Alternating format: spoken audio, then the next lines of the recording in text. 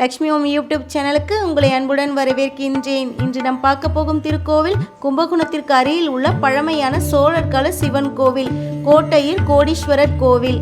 இங்க இருக்க சிவலிங்கம் பலக்காய் போல முள்ளுடன் காட்சியளிப்பதாலும் கோடி விநாயகர்களுடன் இருப்பதாலும் இப்பெயர் பெற்றுள்ளது. இத்தலம் அப்பர் தேவாரம் பாடிய 44வது திருத்தலமாகும்.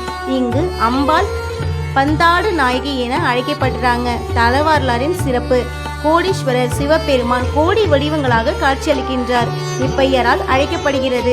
இங்கு கோடி விநாயகர் உள்ளனர்.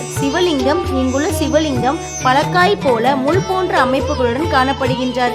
ஒவ்வொரு முள்ளும் ஒவ்வொரு சிவலிங்கமாக கருதப்படுகிறது. தேவார தலம் இது. அப்பர் பாடிய 98வது தேவார பாடல் பெற்ற சிவத்தலங்களில் இதுவும் ஒன்றாகும்.